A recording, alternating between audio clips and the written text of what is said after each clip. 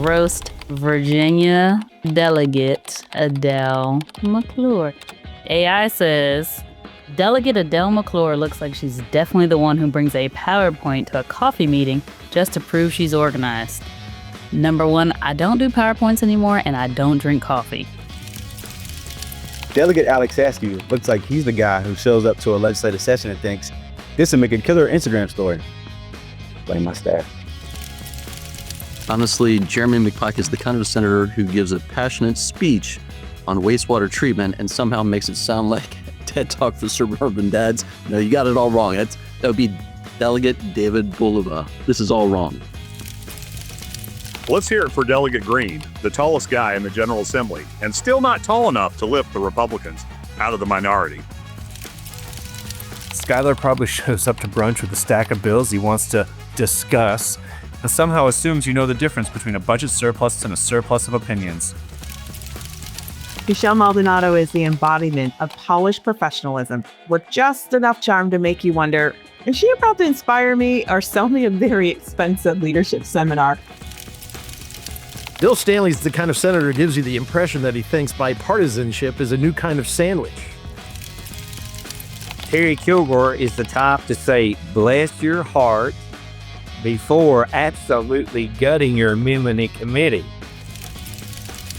Marcus Simon looks like the guy who corrects your grammar, then tells you he went to law school just to win Facebook arguments. He talks like he's been reading policy wonks and thought leaders in his sleep, and you start to wonder if he's secretly getting paid in citations. For decades, he's been a fixture in Virginia politics, and yet somehow people still confuse him with his twin brother, Jerry. Come on, folks, it's the mustache. It's easy. You just know he's got a future Speaker of the House sticker on his laptop. Not true at all.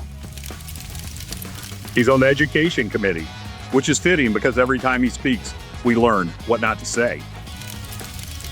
If dad jokes were a suit, they'd be Marcus Simon. Stanley filed a lawsuit challenging Virginia's requirement that restaurants serving mixed drinks also serve a certain amount of food. Because who needs nachos with their margarita when you can have the Constitution on your side? He's been in office so long that when he started, the biggest debate was whether the internet was a fad. Wow. Not that old. He's out here trying to change the world, while we're just trying to change the channel. And let's be real, his idea of bipartisan compromise is both sides agreeing that, hey, we should all just vibe on Twitter more. He gives off big, I read the HOA bylaws for fun energy. She's so committed to public service, even her GPS has to go through the General Assembly before rerouting. So let's hear it for the future leader, assuming the future involves redistricting, divine intervention, or everyone else quitting. Whether you see him as a dedicated public servant or a political enigma, one thing is certain, he's never boring. Way to go, ChatGPT. You're funny. I mean, if AI says it's right, I guess that's true. Doesn't really make sense to me, but, AI is the future, so